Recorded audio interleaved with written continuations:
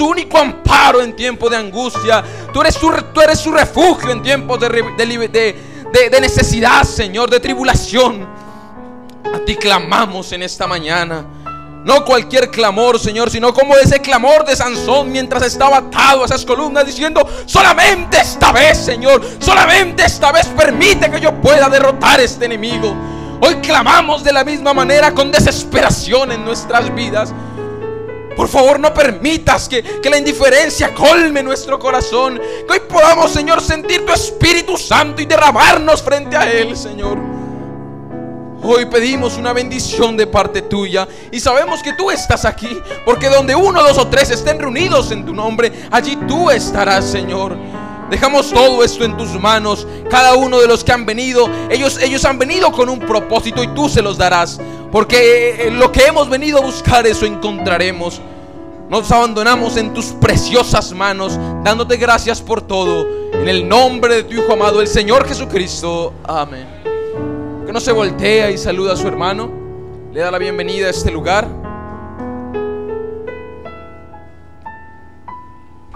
Igualmente para todos, sean bienvenidos en el dulce nombre del Señor Jesucristo. Amén. Creo que hace una mañana fresca en la cual usted ha venido y está dispuesto a escuchar la palabra del Señor por unos cuantos minutos. Amén. Antes de tomar su lugar, quisiera que me acompañara a las Escrituras y así podremos continuar hablando un poco acerca de la palabra del Señor. Amén. Vamos a abrir las Escrituras en 3 porciones. La primera la encontramos en Efesios, la carta de Pablo a los hermanos en Éfeso, el capítulo 6, el verso 12. La segunda escritura la encontramos en Apocalipsis 1:20. Y la tercera, unos versos más adelante, en Apocalipsis 2, del 8 al 17. Si usted trajo su agenda, puede comenzar apuntando esos versículos y así vamos a estar leyéndolo. Igualmente, si alguien no trajo su Biblia y tiene un hermano al lado que tiene una Biblia, puede acercarse y los dos pueden compartir. Amén. Leemos en Efesios 6, el capítulo 12. El capítulo 6, el verso 12. Porque no tenemos lucha contra sangre y carne, sino contra principados, contra potestades, contra los gobernadores de las tinieblas de este siglo, contra huestes espirituales de maldad en las regiones celestes. Amén. Ahora vamos al libro de Revelación o el libro de Apocalipsis, el capítulo 1, el verso 20.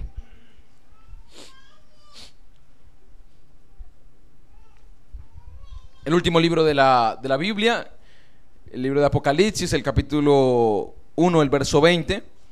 El misterio de las 7 estrellas que has visto en mi diestra y de los 7 candeleros de oro. Las 7 estrellas son los ángeles de las 7 iglesias y los 7 candeleros que has visto son las 7 iglesias. Amén. Ahora iremos por último a Apocalipsis, el capítulo 2, el verso 8 hasta el 17. Lo encontramos un poco más adelante y dice así la escritura: y escribe al ángel de la iglesia en Esmirna, el primero y el postrero, el que estuvo muerto y vivió, dice esto: yo conozco tus obras y tu tribulación y tu pobreza, pero tú eres rico, y la blasfemia de los que se dicen ser judíos y no lo son, sino sinagoga de Satanás. No temas en nada lo que vas a padecer. He aquí el diablo echará a alguno de vosotros en la cárcel para que seáis probados, y tendréis tribulación por 10 días. Sé fiel hasta la muerte, y yo te daré la corona de la vida. El que tiene oído, oiga lo que el Espíritu dice a las iglesias. El que venciere no sufrirá daño en la segunda muerte. Y escribe al ángel de la iglesia en Pérgamo, el que tiene la espada aguda de 2 filos, dice esto: yo conozco tus obras y dónde moras, donde está el trono de Satanás, pero retienes mi nombre y no has negado mi fe, ni aun en los días en que Antipas, mi testigo fiel, fue muerto entre vosotros, donde mora Satanás. Pero tengo unas pocas cosas en contra de ti, que tienes ahí a los que retienen la doctrina de Balaam, que enseñaba a Balac a poner tropiezo ante los hijos de Israel, a comer de cosas sacrificadas a los ídolos y a cometer fornicación. Y también tienes a los que retienen la doctrina de los nicolaitas, la que yo aborrezco. Por tanto, arrepiéntete, pues si no, vendré a ti pronto y pelearé contra ellos con la espada de mi boca. El que tiene oído, oiga lo que el Espíritu dice a las iglesias. Al que venciere, daré a comer del maná escondido, y le daré una piedrecita blanca, y en la piedrecita escrito un nombre nuevo, el cual ninguno conoce sino aquel que lo recibe. Incline su rostro. Soberano Dios, Padre eterno, hemos leído tu palabra, Señor. Sabemos que no es nada sin la revelación, y por ello recurrimos, Señor, a ti en esta mañana. Te damos gracias, Señor, y ahora esperamos que tú seas en la forma del Espíritu Santo dándonos tu bendición en esta mañana. Tu pueblo se ha reunido para eso, y a eso estamos, y para eso estamos aquí en esta mañana. Dejamos todo en tus manos, sujetamos todo espíritu contrario a tu palabra, todo espíritu de incredulidad, todo espíritu de sueño, todo espíritu contrario a tu palabra sea sujetado en el nombre del Señor Jesucristo. Amén. Pueden tomar su lugar si es tan amable. Puede ponerse cómodo. Reciban un cordial saludo de nuestro pastor, el hermano Melquisedec Orozco. Él se encuentra en la ciudad de Pereira en estos momentos. Igualmente él estará llevando el mensaje en esa ciudad. Esperamos que sea de grande bendición para nuestros hermanos en esa ciudad. Amén. Igualmente nosotros tendremos hoy un pequeño servicio y espero que sea de bendición para todos. Amén. Todos nos hemos reunido con ese único propósito, y es de escuchar la palabra del Señor. Ahora vamos a seguir la misma línea de tiempo que hemos comenzado desde hace unos 3 cultos atrás. Quizá comenzamos el viernes pasado con el mensaje Toma tu cruz y sígueme, y luego el domingo pasado con cristianismo contra idolatría. Amén. Y hoy quisiéramos continuar con la segunda parte de cristianismo contra idolatría. Si usted tiene su agenda, puede apuntarle ciertas referencias. Nos hemos basado en los mensajes las edades de la iglesia, en la edad de Esmirna y la edad de Pérgamo y Tiatira. En el mensaje cristianismo contra idolatría y eventos son hechos claros por la profecía. Amén. Ahora, hay algunos libros que el profeta menciona en estos mensajes, a los cuales si usted puede y tiene tiempo, puede leerlos, porque la Biblia dice: escudriñadlo todo y retened lo bueno. Amén. Y como primer libro está Padres Preniceos, Nicea, el tomo 1 y el tomo 2, y la iglesia primitiva. Amén.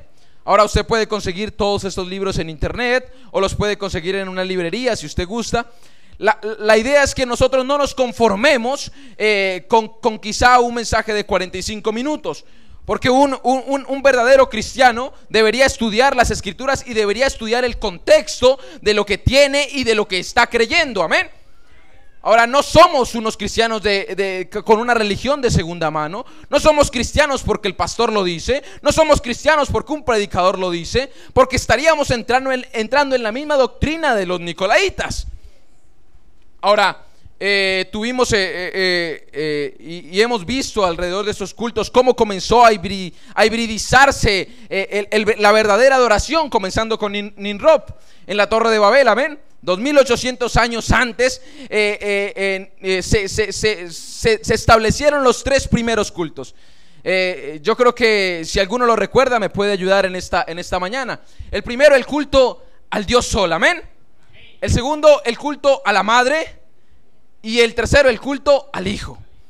Ahora esto comenzó a cambiar de forma y a pasar de generación en generación a distintas culturas. Estamos haciendo solo un recuento para quizá cuando lleguemos estar en línea con lo que estamos diciendo. Amén. Y hablamos también un poco acerca de muchos ritos que se habían establecido en la iglesia, muchos ritos y muchas costumbres que habían venido a la iglesia después de la partida de los apóstoles.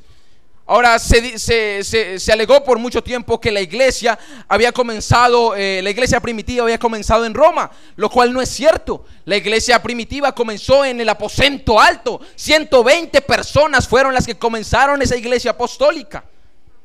Ahora, yo no puedo decir que el primer derramamiento del Espíritu Santo fue en Roma, porque no fue así. Fue cuando el Espíritu Santo descendió, cuando esas 120 personas estaban en completa quietud, estaban en completo compañerismo, estaban todos unánimes y bajo un mismo espíritu. Ahí descendió el Espíritu Santo.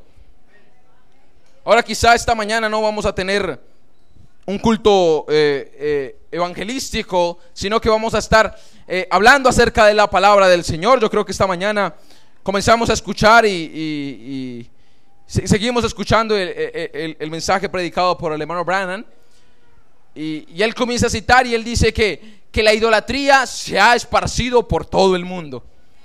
O sea que la idolatría está aquí en este mismo pueblo.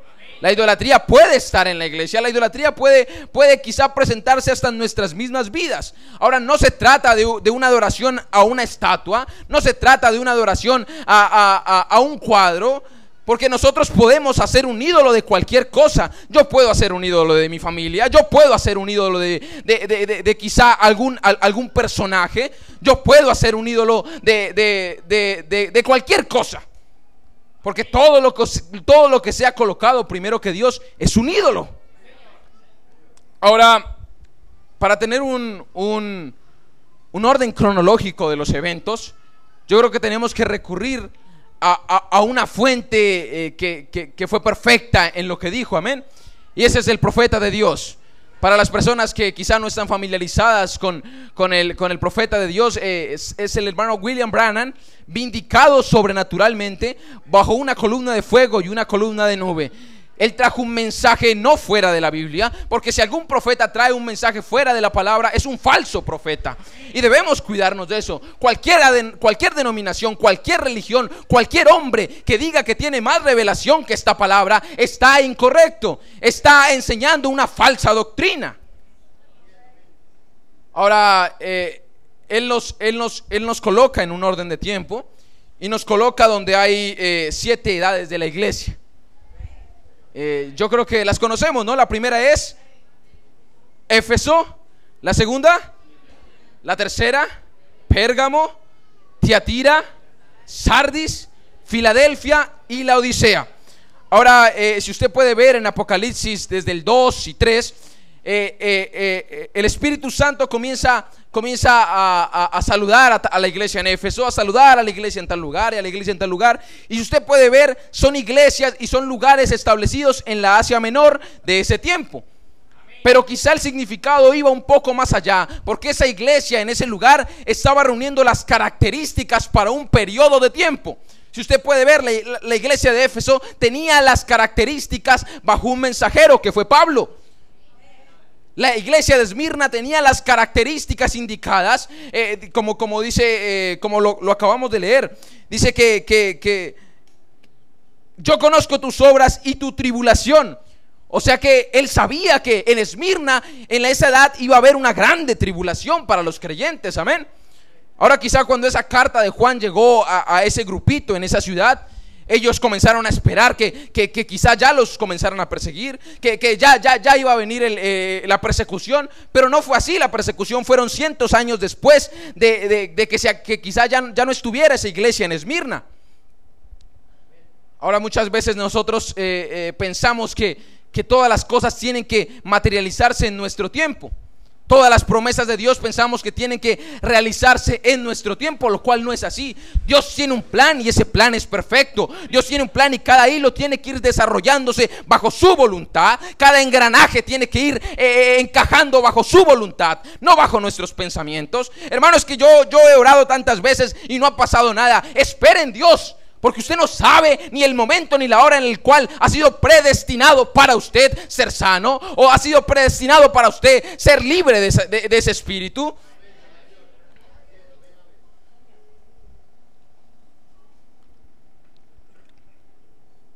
Pero tú eres rico, y la blasfemia de los que se dicen ser judíos y no lo son, sino son sinagoga de Satanás. No temas en nada de lo que vas a padecer. Esto era una profecía. Si usted puede ver, Apocalipsis es un libro profético, y aquí se estaba dando una profecía, se estaba profetizando una persecución. Ahora, la edad de Éfeso comenzó en el año 55 después de Cristo y terminó en el año 170. Si usted puede ver, el mensajero fue Pablo.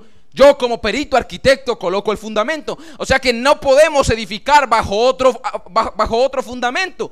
No podemos edificar bajo otros planos. No podemos edificar bajo otro arquitecto. Tenemos que edificar bajo el arquitecto, que es Pablo. Y si él dice por aquí tenemos que ir, por aquí todos vamos. Tiene que haber un acuerdo entre todos los constructores. Yo no creo que un constructor pueda llegar a un lugar y el arquitecto le diga: estos son los planos.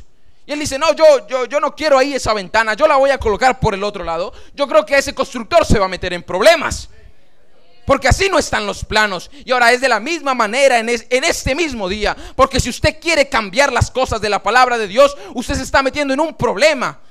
Porque la estructura no es como yo la quiero hacer. La estructura de la iglesia no es como un pastor o una denominación la quiere hacer. La estructura de la iglesia es como Dios la estableció. Ahora quedamos el domingo pasado en la llegada de Jesús a la escena, amén. Y creo que eso cambió todo. Creo que ya fue un punto de inflexión en la historia. Es más, fue tanto que cuando nace Jesús se parte la historia en la mitad. Pueden decir los ateos lo que quieran, puede decir cualquier persona lo que quiera, pero desde que nace Jesús la historia se parte y comienza el año 0.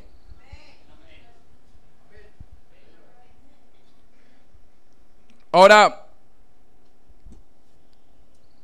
se establece la iglesia apostólica después del avivamiento en el aposento alto. Y yo creo que todo tiene que cumplirse bíblicamente. Usted lo puede ver en Isaías 43:5. Del oriente traeré su semilla y del occidente la recogeré. O sea que la iglesia tenía que comenzar ¿en dónde? En el oriente. No había momento para comenzar en el occidente. No había momento para comenzar en Roma. Tenía que comenzar en el oriente. Y así comenzó la iglesia. Desde Jerusalén comenzaron a salir los primeros misioneros. ¿De dónde salió Pablo? Salió de Jerusalén y comenzó a venir de oriente. Y hoy podemos decir que del occidente Él está recogiendo su semilla. Él está recogiendo su generación. Él está recogiendo su pueblo. Él está recogiendo su novia. Ahora, después de la partida de los primeros apóstoles, comenzaron a llegar muchos cristianos nuevos a la iglesia. Y quizá comenzaron a llegar algunos que tenían ciertas costumbres, porque como vimos el domingo pasado, Roma era una ciudad politeísta, en la cual habían más de 400 templos edificados a distintos dioses. Así que estos cristianos que comenzaron a llegar nuevos tenían costumbres arraigadas dentro de ellos. Y aquí el primer punto de inflexión, porque nosotros no podemos traer nada de afuera a este mensaje. Nosotros no podemos tratar de pervertir, de hibridizar nada con este mensaje, porque no va a funcionar. No funcionó en ese momento. Estos cristianos quisieron mezclar los cultos de sus dioses con el culto cristiano. Ellos trataron de sacar su propio rito, su propia costumbre. Ahora ellos comenzaron a alejarse de la palabra verdadera. Ellos comenzaron a alejarse de lo que en realidad había sido establecido por los apóstoles. Ellos se organizaron. Ellos comenzaron a confederarse, dice el profeta. Quizá ya no era una iglesita acá y otra iglesita acá. Ya todos estaban bajo un mismo papado, que en ese momento ni siquiera se llamaba todavía el Papa. Era el obispo de Roma, el que establecía todas las iglesias, el que decía aquí se pone y aquí se hace, y el que no se hace pues es excomulgado fuera. Ahora no estamos citando algo para atacar a una persona. Estamos citando la historia para atacar un espíritu, para atacar una idolatría que se ha establecido y se ha hecho pasar por Cristo. Ahora nosotros no juzgamos a nadie ni a ninguna persona. Para nosotros creemos que hay hijos de Dios en la denominación. Nosotros creemos que hay hijos de Dios en cualquier denominación fuera de este tabernáculo, amén. Pero nosotros no podemos creer que todas las denominaciones están en lo correcto, porque no es así. Si una denominación se sale de la palabra, se está saliendo del margen de error, se está saliendo de los planos, y usted como cristiano no puede aceptarlo. Ahora nosotros estuviéramos igual si no hubiera venido un profeta. Yo creo que usted y yo estaríamos en las mismas circunstancias si no hubiera venido un mensajero a la escena, sacando un pueblo fuera de esa confusión, sacando un pueblo fuera de esa Babilonia, sacando un pueblo fuera de ese sistema, sacando un pueblo fuera de esa organización y trayéndolo de nuevo a vida eterna. Es el tiempo de resurrección, es el tiempo de dar vista a los ciegos. No ciegos naturales, ciegos espirituales, porque estábamos ciegos y desventurados, estábamos desnudos y cuitados, pero en este momento vino un séptimo ángel y dijo: esto es negro y esto es blanco. Esto es así, dice el Señor. Ahora, Dios detesta a alguien que se ponga por encima de Él. Dios es un Dios celoso. Él no quiere a la iglesia por encima de Él. Él no quiere organizaciones hechas por el hombre encima de Él. Él quiere a su pueblo siendo fiel y digno ante su presencia. Él no quiere un pensamiento humano por encima de Él. No es que la iglesia importa más que Dios. A mí no me importa lo que diga la iglesia. A mí me importa lo que diga Dios en su palabra.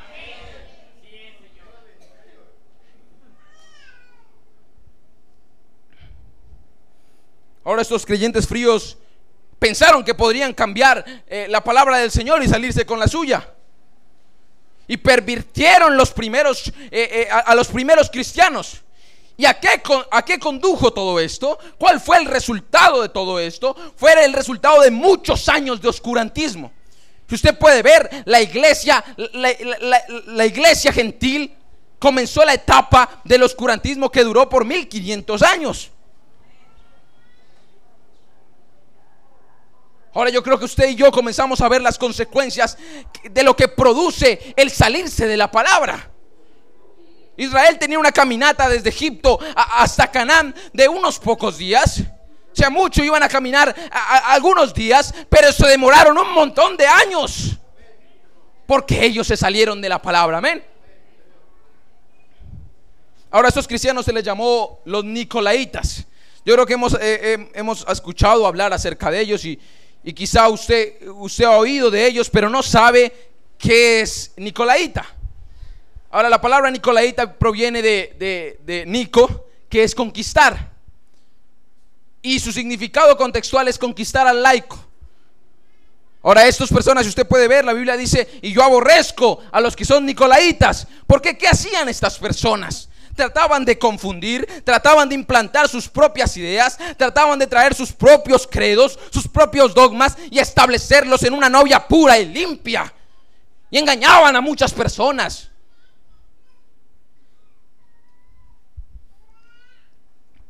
Ahora quizá ese tema lo podemos encontrar en un tiempo y espacio en la edad de Esmirna. Yo creo que esta edad es la edad que utiliza la corona del mártir, dice el profeta. Esta es una edad trágica, una edad dolorosa, una edad en la cual las persecuciones comenzaron a avivarse a tal manera que ya era común ver casas quemadas, ver ciudades arrasadas enteras, con la justificación de que eran cristianos. Ahora ahí comienza el oscurantismo para la iglesia, ahí comienzan las persecuciones, y la primera persecución llevada a los cristianos fue por Nerón. Ahora quizá me estoy adelantando un poco, pero quisiera llevarlo en un orden. Más adelante vamos a ver cada emperador y en qué año fue que realizaron todas estas cosas, porque tanto usted como yo debemos saber esas cosas. Amén. Nosotros no podemos ser cristianos indoctos, no podemos ser cristianos que quizás somos ignorantes a muchas cosas. Decimos creer algo, pero en realidad no podemos sostener lo que creemos. Ahora, el mensajero a esta edad fue nuestro hermano Ireneo. No Irineo, sino Ireneo, de la ciudad de Lyon, en Francia. Amén. Ahora había muchos hombres santos en esa edad. Uno de ellos fue Policarpo, discípulo del apóstol Juan, que fue martirizado. Pero dice el profeta que él no fue el mensajero de la edad, porque Policarpo estaba de acuerdo con la doctrina de los nicolaitas. Policarpo se estaba juntando y organizando las iglesias de la misma manera. Mientras que Ireneo del otro lado se estaba parando por la verdadera palabra. Esa fue la razón por la cual el profeta colocó a Ireneo en la edad de Esmirna. ¿Ven? Ahora, ¿quién era Ireneo? Si usted puede buscarlo, igual lo vamos a estar leyendo en esta mañana. En el libro Padres Preniceos, el volumen 1, en la página 12. Todas las otras expresiones igualmente hacen resaltar el título del mismo ser, como por ejemplo el Señor de poder, el Señor Padre de todos, el Dios Todopoderoso, el Altísimo, el Creador, el Constructor y tales como estos. Estos no son nombres, tan solo títulos del mismo, por el nombre del cual el Dios Padre es Él, el que concede la bendición de toda existencia. Ireneo dijo que todos estos títulos son resumidos en el mismo Dios. Él es la rosa de Sarón, Él es el alfa y el omega, pero eso no quiere decir que sean 5 o 10 dioses. Él es el mismo a cual se le han otorgado todos estos títulos. Ahora aquí comienza el primer debate. La iglesia había llegado a tal perversión que ya no estaban aceptando la unidad de Dios, sino que estaban pervirtiéndolo y habían dicho que habían 3 personas, que habían 3 dioses, que habían tres personas distintas.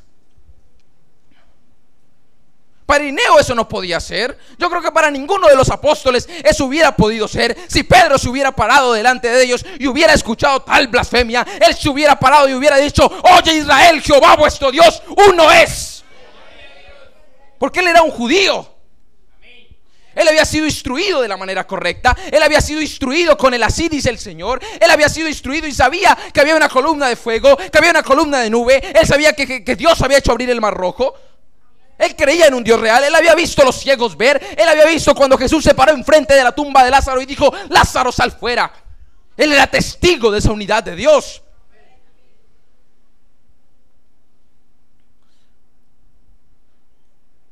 Ahora cuando Ireneo se para frente a estos dogmas, él saca su escrito está. Y él dice: no pueden ser 3. Yo no puedo hacer del Altísimo un Dios y del Creador otro Dios, y del Hacedor otro Dios, y del Sanador otro Dios, y del Salvador otro Dios.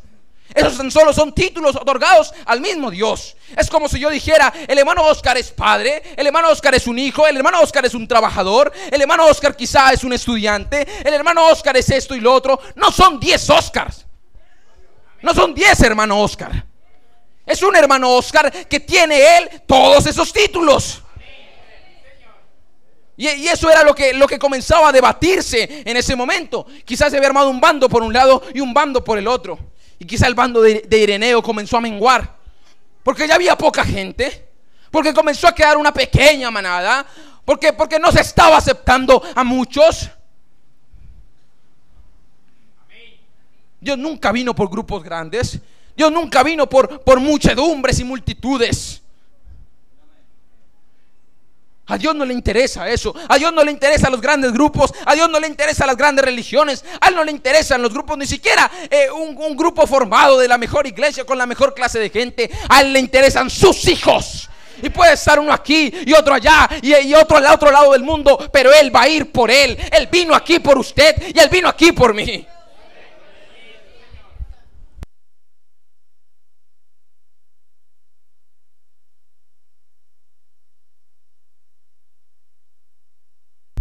Que yo creo que está haciendo un poco de calor acá arriba. Y Ireneo comienza a debatir acerca de esa falsa doctrina. Ahora yo creo que un cristiano lleno del Espíritu Santo, un cristiano lleno del Espíritu Santo no se puede quedar callado frente a semejante falsedad. Ahora no le estoy diciendo que vaya a pelear con cualquier persona que le diga que usted está creyendo en un falso profeta, pero sí le estoy diciendo que usted pueda tener el suficiente carácter para decir: yo creo en eso y no me avergüenzo de creerlo. Ahora esos cristianos comenzaron a ser excomulgados de las iglesias, comenzaron a ser apartados, comenzaron a ser señalados, comenzaron a ser burlados. Ya nadie les quería vender alimentos. Dice que muchos pasaron hambres. Ahora en Roma comenzó y se llamó no sé si ustedes conocen las catacumbas. Quizá muchas veces hemos oído hablar de eso, pero no tenemos una especificación real de lo que eran las catacumbas. Las catacumbas eran la red de alcantarillado de Roma.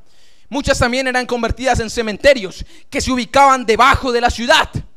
Y los cristianos tuvieron que vivir en esos lugares, no por un año, No por 2 años, no por 10 años. Muchos de ellos nunca vieron el sol. Nacieron en las catacumbas y murieron allá.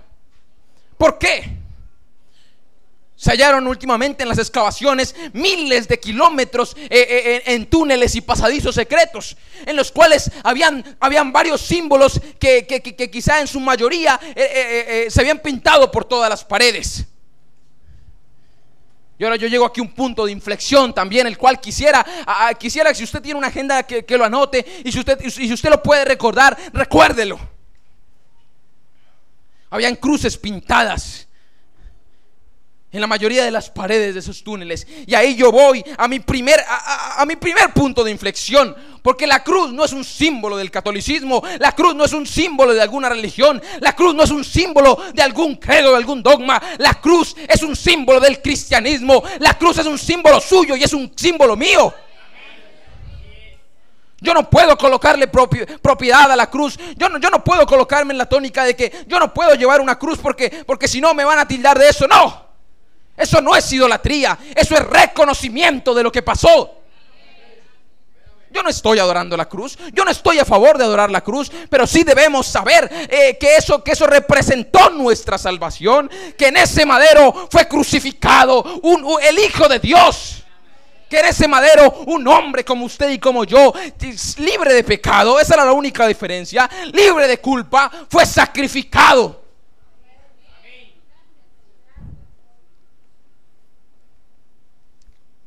Ahora, ellos tenían redes y quizá alguno que otro se arriesgaba su vida para llevarles alimentos a estos cristianos. Pero la mayoría de ellos tenían que tener sus cultos y sus ritos debajo de la tierra, donde se habían acostumbrado a vivir a tan solo la luz de una vela.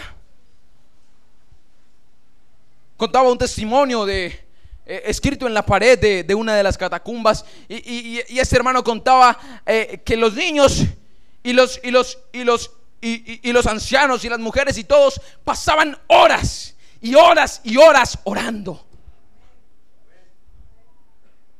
Ellos estaban en tribulación. Ellos estaban sin qué comer. Ellos estaban sin una gota de agua. Ni siquiera podían ver la luz del sol. Y aún así ellos estaban arrodillados clamando, porque ellos sabían que lo que creían era la verdad. Ahora yo creo que aquí hay algo muy pesado, porque muchas veces nuestra tribulación es una deuda. Muchas veces nuestra tribulación es un insulto. Muchas veces nuestra tribulación es una afrenta.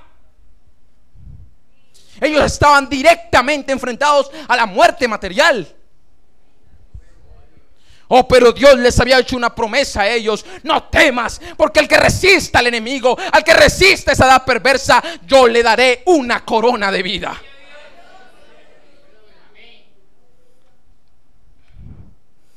Ahora Irineo tenía una iglesia en Lyon.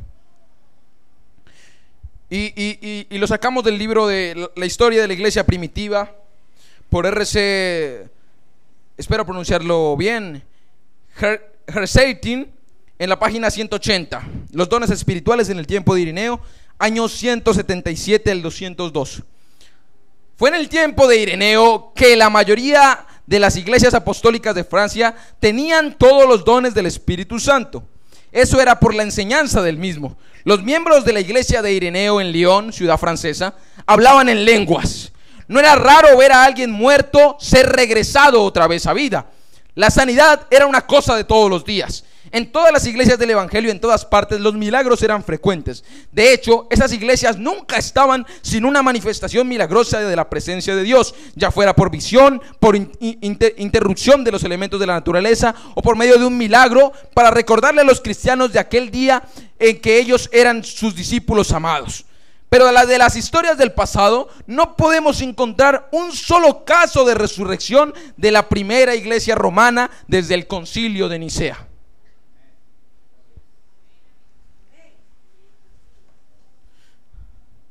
¿Cómo pueden decir que los dones del Espíritu Santo están incorrectos? ¿Cómo pudieron sacar los dones de la iglesia cuando Él mismo mandó a esos dones a la iglesia después del derramamiento del Espíritu Santo? ¿Cómo no pueden permitir que alguna persona hable en lenguas? Yo creo que eso está correcto. Ahora, yo no creo que eso sea la evidencia de tener el Espíritu Santo, pero los dones deben estar en la iglesia. Y lo vimos hace como 2 o 3 domingos. Los dones tienen que estar en la iglesia. Tiene que haber milagros en la iglesia. Tiene que haber sanidades en la iglesia. Tiene que haber resurrección de vidas en la iglesia. Ahora no estamos hablando, y puede ser de una muerte natural, pero también puede ser de una muerte espiritual. Tienen que haber esa clase de resurrecciones todos los cultos, esa clase de sanidades todos los cultos, esa clase de liberaciones todos los cultos. El cristiano debe estar en gozo todos los días. El cristiano debe estar en contacto y en comunión constante con Dios todos los días, teniendo un avivamiento personal, no un avivamiento de Dios, de 2, no un avivamiento de 3. Es un avivamiento personal en su vida. Todos los días, mientras trabaja, mientras martilla, mientras quizás está cosiendo, mientras quizás está pintando, mientras quizás está estudiando, él está teniendo un avivamiento chapado a la antigua. No era cualquier clase de iglesia, no era cualquier clase de grupito. Era una manada escogida para esa edad. Era un pueblo escogido para la edad de Esmirna. Ellos estaban parados por lo que creían. Quizá muchos obispos y muchos doctores en divinidad les habían dicho: oh, ustedes son unos falsos, nosotros somos los verdaderos, nosotros estamos confederados, nosotros tenemos más miembros en nuestros grupos. Pero déjeme decirle que a Ireneo no le importó eso. A Ireneo no le importó el número. A Ireneo no le importó lo que le dijeran. Él sabía y él estaba convencido de que lo que él creía era él. Así dice el Señor.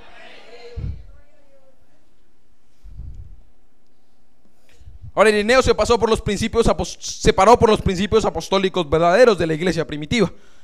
Él no quería denominarse u organizarse como estaban haciendo todos. Él no estaba haciendo de Dios 3 personas. Él se paró frente a todo el mundo dando un testimonio. Él se paró por la verdad. Eso es lo que necesitamos hoy, pararnos por la verdad, no importando quién no lo haga. Hermano, que alguien no camina, pues entonces caminamos solos. Eso fue lo que hizo Ireneo. Él no se apoyó en credos ni en obras. Él se apoyó en su palabra viva y eficaz. Él siguió la palabra, no un grupo, la palabra. Ellos tuvieron que pervertirlo. Ellos quisieron acomodarlo. Ellos pensaron que tenían un mejor plan que Dios. Ellos creyeron que podían modificar el plan del Señor. No, Señor, Dios ya tiene un plan perfecto. ¿Ven? Una adoración perfecta. Dios no necesita que usted lo ayude a cuadrar su plan. Dios no necesita que un grupo le ayude a cuadrar su doctrina. Dios no necesita que algún hombre corrija su palabra. Él ya ha dado su palabra y Él es perfecto en todo lo que Él ha dicho, porque si no, no es Dios. ¿Cómo me atrevo yo a corregir al mismo Dios al que adoro? Si no, entonces ¿para qué lo adoro? ¿Seré un Dios que tuviera que pedir disculpas después? No, yo me equivoqué en tal escritura, cámbienla porque así no dice. Quizá no iba ahí esa palabra. No podemos creer en un Dios así. Ahora, Pablo lo había profetizado en Hechos 20:29. Porque yo sé que después de mi partida entrarán en medio de vosotros lobos rapaces que no perdonarán al rebaño. O sea que Pablo lo había profetizado. Él sabía que estos nicolaitas iban a llegar a esa edad y iban a comenzar a invadir la iglesia. Iban a comenzar a llenar la iglesia de diferentes ideas a la palabra del Señor. Muchas veces nos pasa lo que a los discípulos les pasó cuando iban camino de Emaús. Ellos habían leído las profecías, ellos habían leído y habían escuchado todos los días que Jesús decía: va a llegar el momento en el que el Hijo del Hombre será arrebatado, va a llegar el momento en el que el Hijo del Hombre será muerto, va a llegar el momento y va a llegar el momento, y ellos amén, amén, todos los días decimos amén. Se van a hundir Los Ángeles, California, quizá va a suceder esto, la marca de la bestia es esto y esto es lo otro, y todos decimos amén. Pero cuando todo llega al cumplimiento nos asombramos. Yo pensaba que Él era el Mesías. Nosotros estábamos convencidos de que era el Señor, pero ya lleva 3 días en la tumba. ¡Oh, tardos e insensatos de corazón! No han creído las escrituras, no han creído la palabra, no han creído lo que se les dijo. Ahora, Esmirna, que es la segunda edad de la iglesia, tiene un significado muy peculiar. Esmirna significa amargura. Yo creo que es algo muy difícil. Y quizá toda raíz de amargura comenzó a crecer en esa edad. Quizá yo creo que esas familias comenzaron a sentirse solos, sofocados por tanta idolatría, sofocados por tanta gente que los perseguía, sofocados por tanta gente que los señalaba. Ahora, la palabra Esmirna viene de la palabra mirra, y la mirra se utiliza para ungir a los muertos. Ahora, la iglesia se estaba muriendo en esa edad. Estaba entrando un espíritu de muerte en la iglesia. Ellos estaban vistiendo con trapos eclesiásticos, quitándose la ropa de los santos. Se habían formado como momias. Se habían colocado sus dogmas y sus doctrinas, sacando en realidad la vestimenta santa y pura que un día les fue dada en Pentecostés.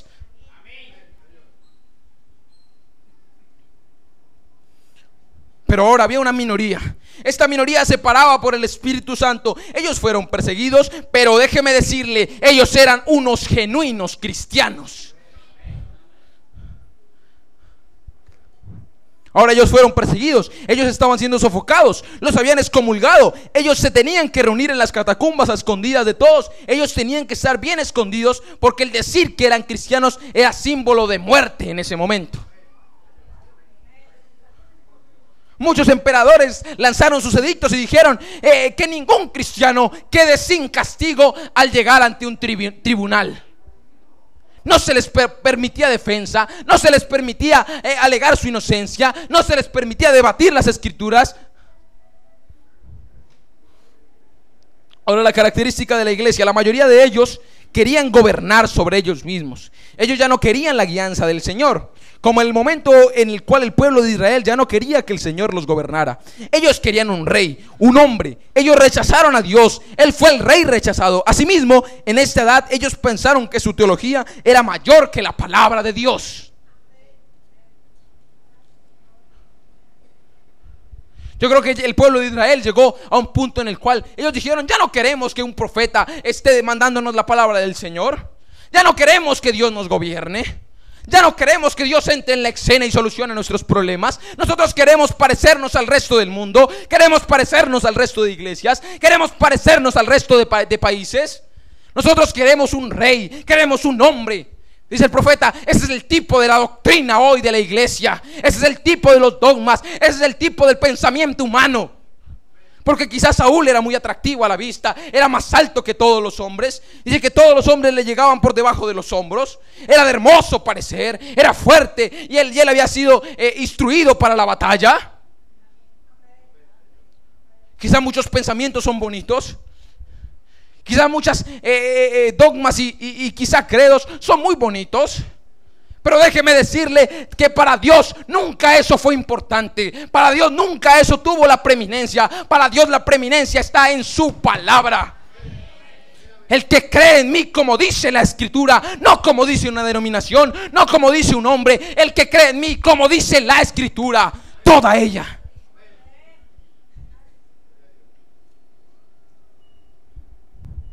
Ahora, Dios tenía que cumplir su palabra.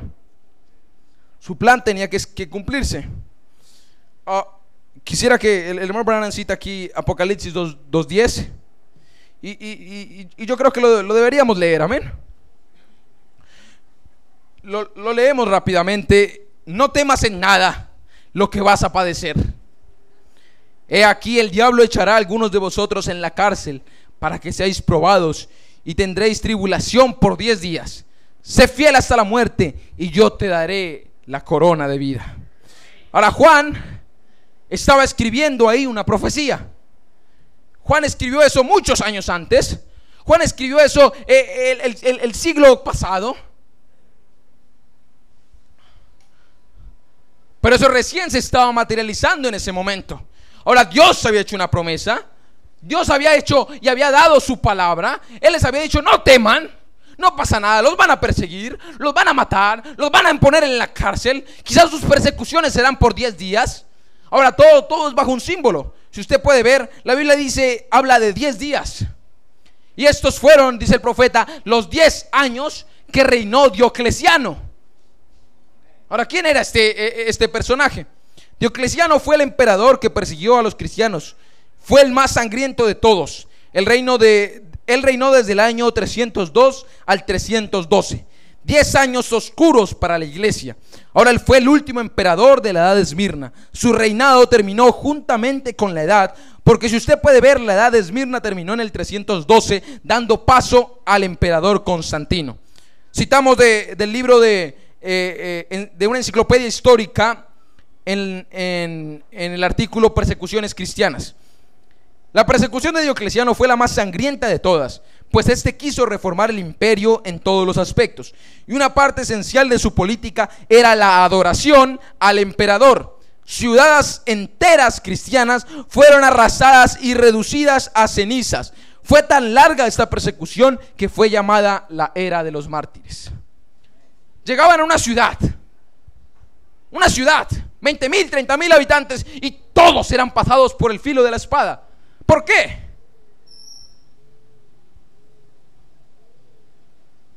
Dice Daniel, porque se negaron a adorar a la imagen, porque se negaron a adorar a la bestia, porque se negaron a adorar a ese emperador, y él fue y los hizo asesinar a todos.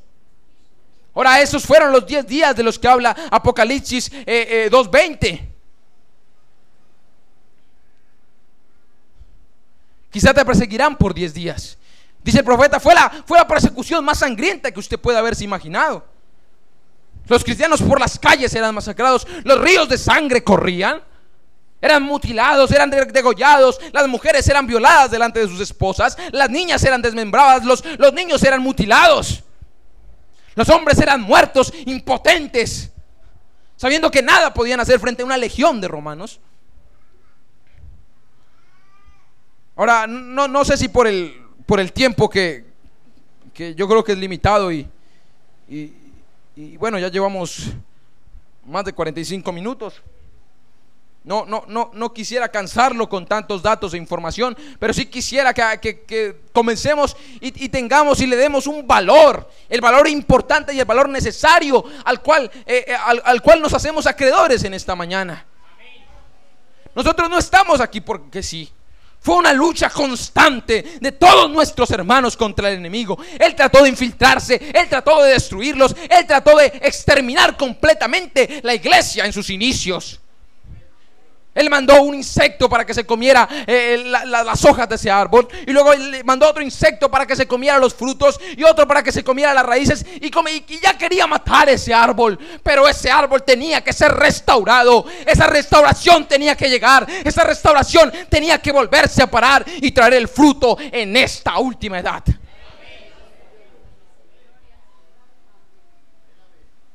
Ahora, la primera persecución fue encabezada por Nerón. Del año 64 al año 68. Y fue provocada por un gran incendio que hubo en esa ciudad. Ahora, fue la justificación porque en realidad Nerón mandó a sus tropas a incendiar Roma. Y dice que él se situó en una colina alejada de la ciudad, y con su lira comenzó a tocar el incendio de Troya. Él era un demente, él estaba loco. Ahora, como él era el emperador, él tenía el derecho a decir cuál era la verdad y cuál era la mentira. Y lo que él dijo fue: los cristianos incendiaron Roma. Y ahí fue cuando comenzó la primera persecución a sangre fría a todos los cristianos. Ahora, ¿cómo podemos creer en un sistema que se fundó bajo esa sangre de los cristianos? ¿Cómo podemos creer en un sistema el cual está manchado con la sangre de nuestros hermanos? Ese era el Imperio Romano. Ahora, la segunda persecución llegó con Domiciano en el año 81 hasta el año 91. La tercera fue con Trajano del año 109 al 111. Ahora, todos estos emperadores comenzaron uno tras otro a hacer sus persecuciones. Vamos a resaltar las más importantes, porque en realidad por cada año que pasaba miles de cristianos eran muertos. Ahora, yo creo que no nos alcanzaría el tiempo para describir las formas en las cuales eran asesinados. Pero usted puede, si usted quiere hacerlo, puede leer los libros anteriormente citados, y usted va a darse cuenta de la razón, el motivo y las circunstancias que se dieron para cada asesinato.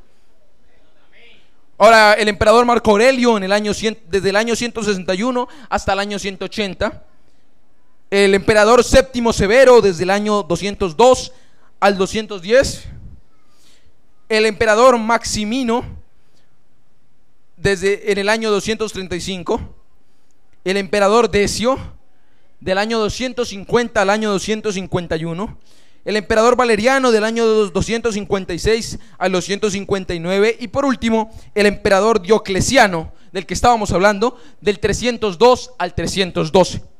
Ahora, todos estos emperadores tuvieron características similares y contextos similares. Algunos perseguían a la iglesia en general, otros perseguían a los líderes.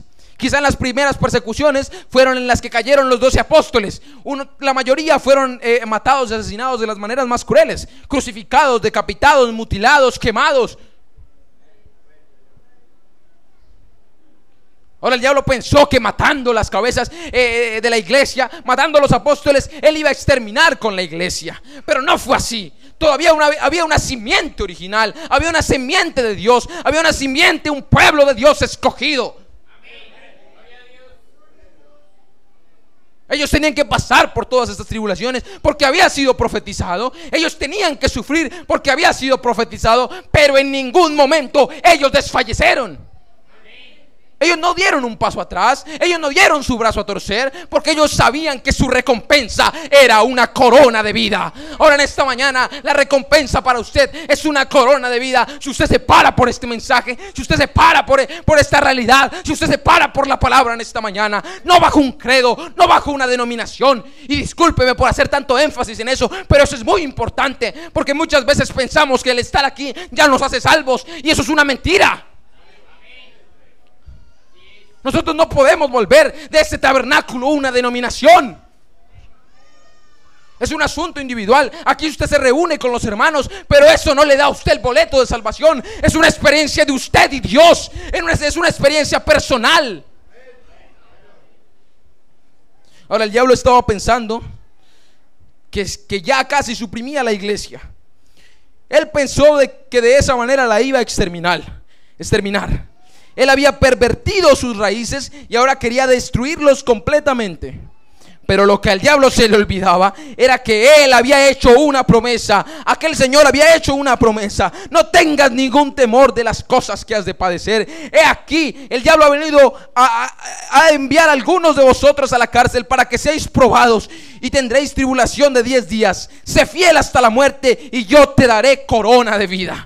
Él les había prometido una corona de vida eterna. Él les había prometido una corona de gloria. Él les había prometido una corona de paz. Él se entregó completamente para ellos. Ellos se pararon frente a todo el mundo con valentía. Ellos estuvieron firmes, parados en su fe. No les importó si eran muchos de los que estaban en contra de ellos, porque ellos sabían que más eran los que estaban con ellos. ¡Aleluya! El diablo quiso camuflar su artimaña. Él quería mezclarse con el pueblo de Dios. Él siempre lo quiso desde el jardín del Edén, pero él no podía. Él estaba fuera del plan de Dios. Él quería corromper la simiente. Él quiere hibridizar la simiente. Ahora, aquí llegamos a un punto muy importante, porque todo el intento del diablo ha sido hibridizar la simiente real. Si usted puede ver, al hibridizar algo, ya no queda en su estado original. Si usted mezcla un caballo y un asno, va a salir un animal que ni siquiera es original. Es una mezcla entre los dos, y esa mula va a perder la simiente, no se va a poder reproducir correctamente. Yo no puedo pedirle una mula que dé caballos. Yo no puedo pedirle una mula que dé asnos puros. Yo no puedo pedirle a una denominación que dé cristianos. Yo no puedo pedirle un dogma que dé cristianos reales. El único que puede producir cristianos reales, el único que puede producir unos cristianos genuinos, es la palabra del Señor. Católicos producirán más católicos, evangélicos producirán más evangélicos, pero la simiente original producirá simiente original.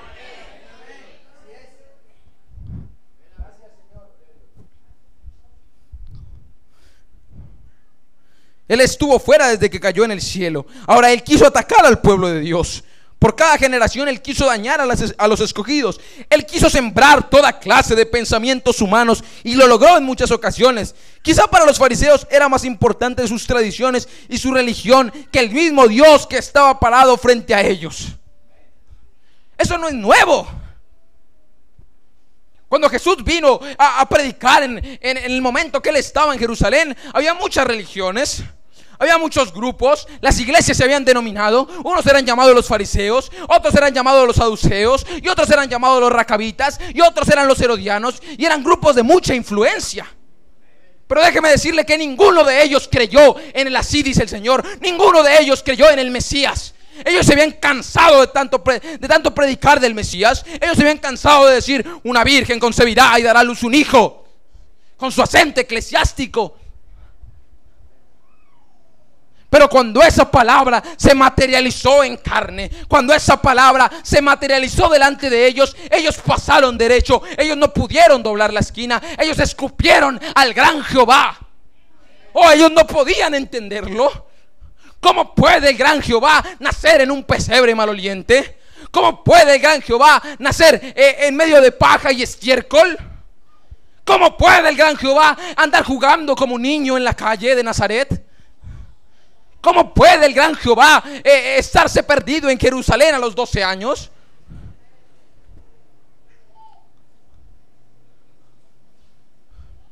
¿Cómo puede el gran Jehová estar colgado de un madero desnudo? ¿Cómo puede el gran Jehová ser escupido por toda la gente? ¿Cómo puede el gran Jehová ser abofeteado y golpeado? ¿Cómo puede el gran Jehová aguantar todas esas cosas? ¿Cómo puede el gran Jehová ser un joven que mientras él estaba frente a los doctores les enseñaba la ley? ¿Cómo puede el gran Jehová manifestarse en un hombre que quizás siempre andaba con sus sandalias por los caminos polvorientos y sus pies empolvados? ¿Cómo puede el gran Jehová andar con una túnica sucia y con sus cabellos quizá enredados? ¿Cómo puede el gran Jehová estar presentado frente a un hombre pequeño? Ellos no entendieron la simplicidad de Dios, y ellos no entienden hoy la simplicidad de Dios. Muchas veces ni nosotros mismos entendemos la simplicidad de Dios. No es un Jesús de hace 2000 años, es un Jesús hoy en su vida, es un Jesús hoy en mi vida, es un Jesús hoy enviando su mensajero. Yo envío mi mensajero. Yo creo que no hace falta que prediquemos más acerca de un Jesús llagado y un Jesús que hizo milagros. Hace falta que hoy vivamos esa clase de Jesús. Hace falta que hoy ese Jesús esté presente en nuestras vidas todos los días. Hace falta que ese Jesús hoy esté en este momento, hoy esté en este mismo momento discerniendo cada uno de nuestros corazones. Ese es Espíritu Santo.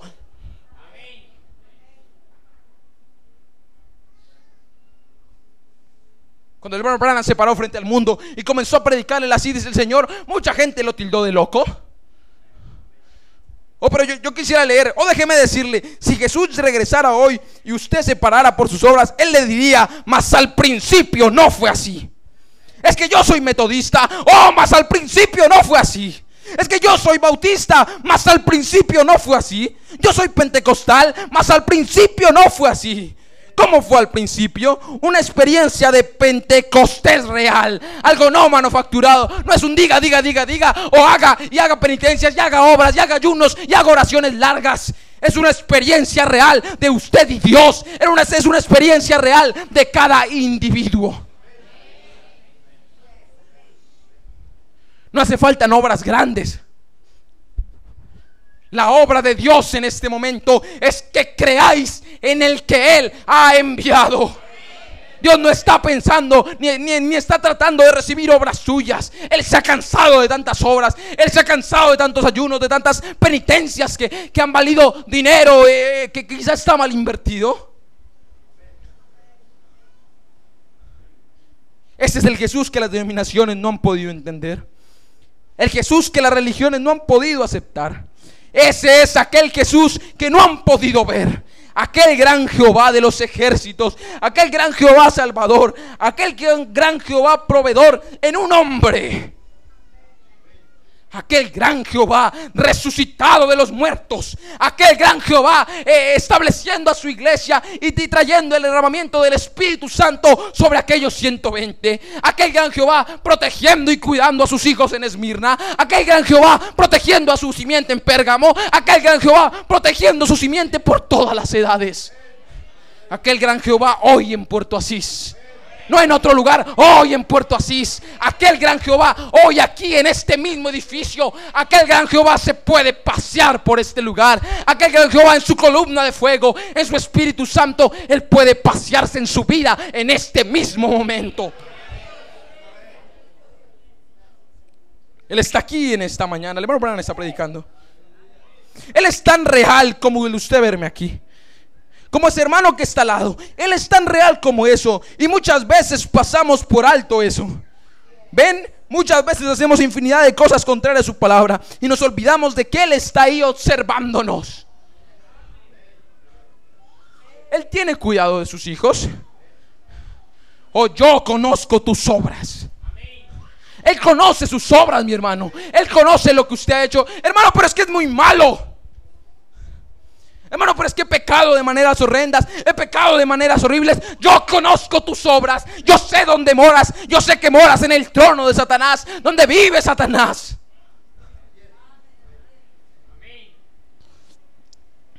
Él conoce por dónde ha pasado usted. Él conoce por cuántos problemas ha pasado usted. Él conoce por cuántas pruebas ha pasado usted. Ven, Él conoce cuántas dolencias ha tenido y ha pasado usted.